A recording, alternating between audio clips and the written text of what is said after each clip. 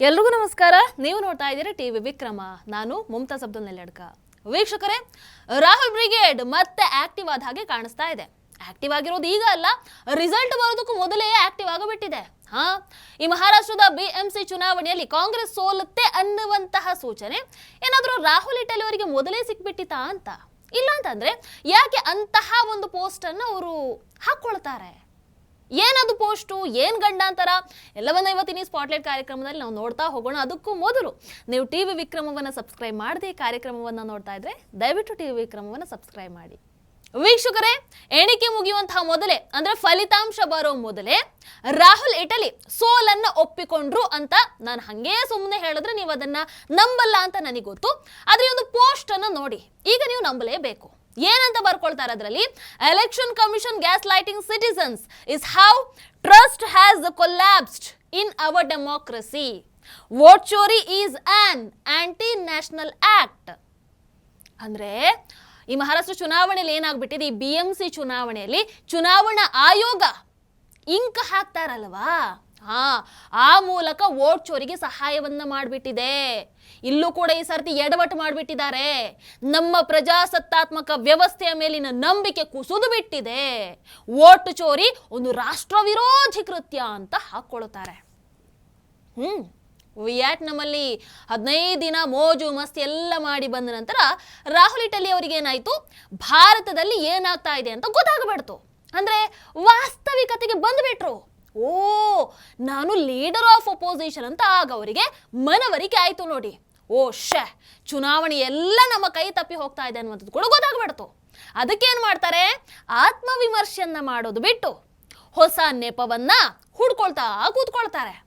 ಗೊತ್ತಾಗ್ಬಿಡುತ್ತೆ, ಬರೀತಾರೆ ಏನಂತ, ಇದು ವ್ಯವಸ್ಥೆಯ ತಪ್ಪು, ಇದು ಎಲೆಕ್ಷನ್ ಕಮಿಷನ್ ತಪ್ಪು, ಮಾರ್ಕರ್ ಯೂಸ್ ಮಾಡಿದ್ದು ಸರಿ ಇಲ್ಲ, ಎಲ್ಲ ತಪ್ಪು. ಅಂದ್ರೆ ತಮ್ಮ ತಪ್ಪನ್ನ ಹೊರತುಪಡಿಸಿ ಉಳಿದಂಥದ್ದು ಎಲ್ಲವೂ ಕೂಡ ತಪ್ಪು ಅಷ್ಟೇ. ರಾಹುಲ್ ಇಟಲಿ ಅವರಿಗೆ ಇಲ್ಲಿ ಒಂದನ್ನ ಸ್ಪಷ್ಟನೆ ಪಡಿಸೋದಕ್ಕೆ ಇಷ್ಟಪಡ್ತೀನಿ. ರಾಜ್ಯ ಚುನಾವಣಾ ಆಯೋಗ 2011-12ರಿಂದನೇ ಸ್ಥಳೀಯ ಸಂಸ್ಥೆಗಳ ಚುನಾವಣೆಯಲ್ಲಿ ಅದೇ ರೀತಿಯಾದಂತಹ ಮಾರ್ಕರ್ ಪೆನ್ಗಳನ್ನೇ ಬಳಸ್ತಾ ಇರುವಂತದ್ದು. ಇಲ್ಲಿ ಹೊಸದೇನು ತಂದವರು ಪರಿಚಯನೂ ಮಾಡಲಿಲ್ಲ, ಪ್ರಯೋಗನೂ ಮಾಡಲಿಲ್ಲ. 2012ರಲ್ಲಿ ಅಧಿಕಾರದಲ್ಲಿದ್ದಂಥವ್ರು ಯಾರು ಅಂತ ಮಿಸಸ್ ಇಟಲಿ ಅವರ ಹತ್ರ ಹೋಗಿ ಕೇಳಿ ನೋಡಿ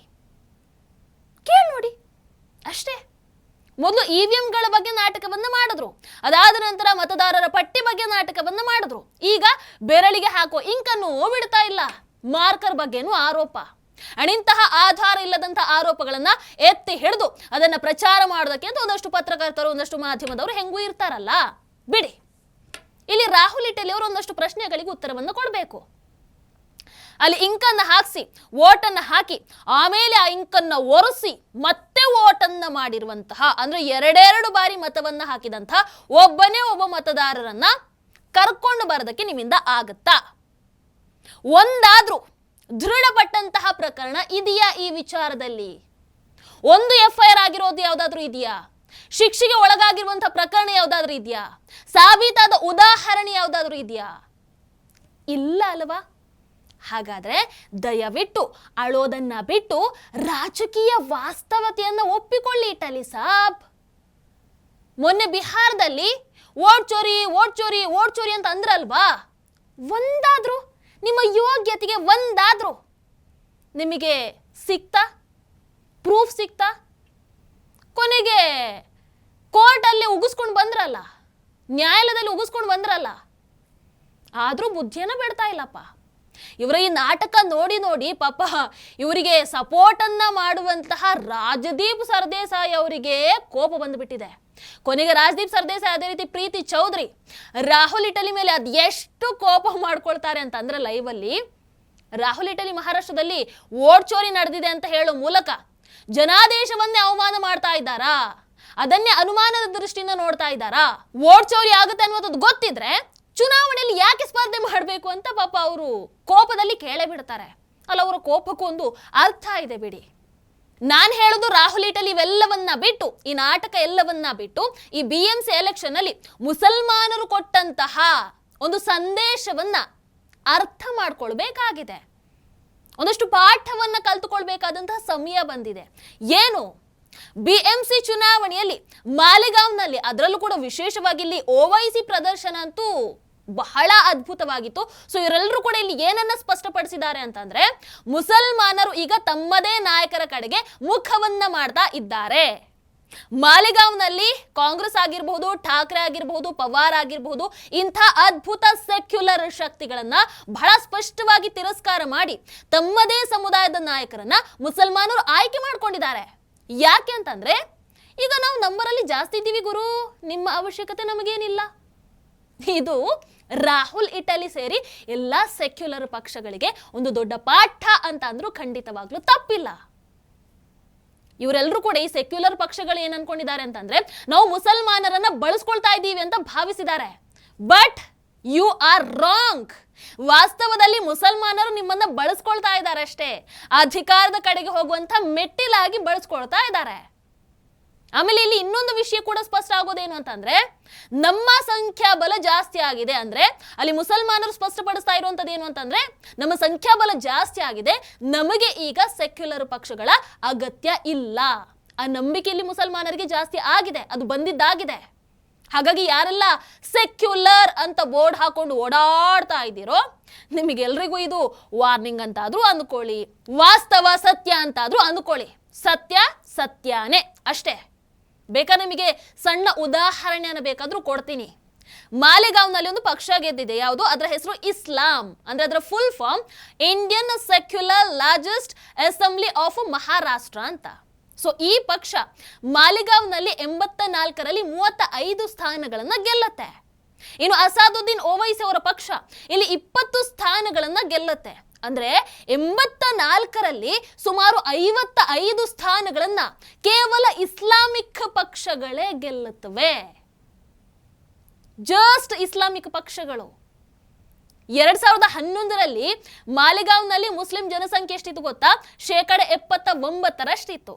ಹಾಗಾದ್ರೆ ಈಗ ಎಷ್ಟು ಆಗಿರಬಹುದು ಅನ್ನುವಂಥದ್ದನ್ನ ಒಂದು ಬಾರಿ ಯೋಚನೆ ಮಾಡಿ. ಅದರಲ್ಲೂ ಇತ್ತೀಚೆಗಷ್ಟೇ ಮೊನ್ನೆ ಅಷ್ಟೇ ಅಸಾದುದ್ದೀನ್ ಓವೈಸಿ ಅವರು ಒಂದು ಸ್ಟೇಟ್ಮೆಂಟ್ ಅನ್ನ ಕೊಟ್ಟಿದ್ದಾರೆ. ಹಿಜಾಬ್ ಧರಿಸಿದಂಥವ್ರು ಈ ದೇಶದ ಪ್ರಧಾನಿ ಆಗಬೇಕನ್ನುವಂಥದ್ದು ನನ್ನ ಆಸೆ. ಆ ಒಂದು ಸ್ಟೇಟ್ಮೆಂಟ್ ಅನ್ನ ಕೊಟ್ಟಿದ್ದಕ್ಕೂ ಈಗ ಬರ್ತಾ ಇರುವಂತಹ ರಿಸಲ್ಟಿಗೂ ಒಂದಷ್ಟು ಸಾಮ್ಯತೆ ಅಂತೂ ಕಾಣಿಸ್ತಾ ಇದೆ. ಮಿಕ್ಕಿದ್ದು ನಿಮ್ಮ ಯೋಚನೆಗೆ ಬಿಟ್ಟಿರೋದು. ವೀಕ್ಷಕರೇನು, ನೊಂದ ಹೆಣ್ಣಿನ ಕಣ್ಣೀರಿನ ಶಾಪಕ್ಕೆ ಉಳ್ಕೊಂಡವರು ಯಾರು ಇಲ್ಲ ಅನ್ನುವಂತಹ ಮಾತೊಂದಿದೆ. ಬಹುಶಃ BMC ಚುನಾವಣೆಯಲ್ಲಿ ಅದು ಕೂಡ ಸಾಬೀತಾದ ಹಾಗೆ ಕಾಣಿಸ್ತಾ ಇದೆ. ಏನು? 2020ರ ಸೆಪ್ಟೆಂಬರ್ ಅಲ್ಲಿ ಮುಂಬೈ ಮಹಾನಗರ ಪಾಲಿಕೆ ನಟಿ ಕಂಗನಾ ರನೌತ್ ಅವರ ಮನೆಯನ್ನ ಅಕ್ರಮ ಅಂತ ಹೇಳಿ ಧ್ವಂಸಗೊಳಿಸುತ್ತೆ.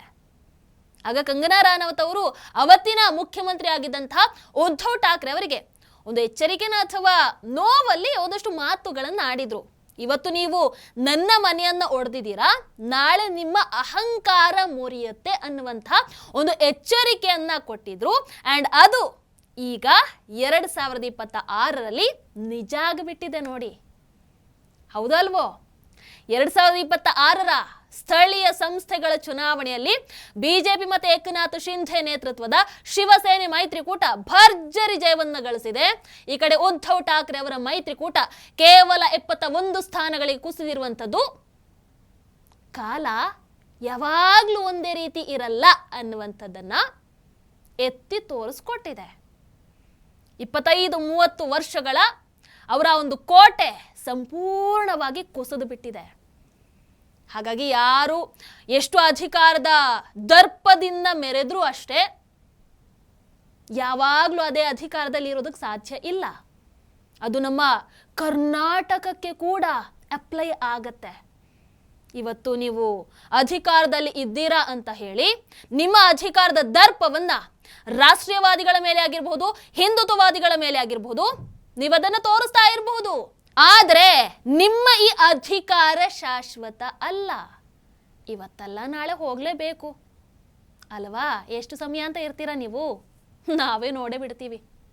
ಕೊನೆಯಲ್ಲಿ ನಿತೇಶ್ ರಾಣೆ ಅವರ ಒಂದು ನಗುವಿನ ಜೊತೆಗೆ, ಒಂದು ಅದ್ಭುತ ನಗುವಿನ ಜೊತೆಗೆ ಈ ಕಾರ್ಯಕ್ರಮವನ್ನ ಮುಗಿಸೋಣ. ಏನೇ ಆಗ್ಲಿ ಜೀವನದಲ್ಲಿ ನಗ್ತಾ ಇರಿ, ಖುಷಿಯಾಗಿರಿ. ಒಳ್ಳೆದನ್ನ ಮಾಡಿದ್ರೆ ನಮಗೆ ಒಳ್ಳೆದೇ ಸಿಗುತ್ತೆ. ಅದಕ್ಕೆ ಒಂದು ಫಲಿತಾಂಶ ಕೂಡ ಉತ್ತರ ಅಂತ ಹೇಳ್ತಾ ಮತ್ತೆ ಸಿಗುವ. ನಮಸ್ಕಾರ. ಟಿವಿ ವಿಕ್ರಮ, ದೇಶ ನಿಮ್ಮ ಕೈಯಲ್ಲಿ. ಈ ಕಾರ್ಯಕ್ರಮ ನಿಮಗೆ ಇಷ್ಟ ಆಗಿದ್ದಲ್ಲಿ ಲೈಕ್, ಶೇರ್ ಹಾಗೂ ಕಮೆಂಟ್ ಮಾಡಿ. ಟಿವಿ ವಿಕ್ರಮದ ಕಾರ್ಯಕ್ರಮಗಳನ್ನು ನಿರಂತರವಾಗಿ ವೀಕ್ಷಿಸಲು ಸಬ್ಸ್ಕ್ರೈಬ್ ಮಾಡಿ, ಬೆಲ್ ಐಕನ್ ಒತ್ತಿ.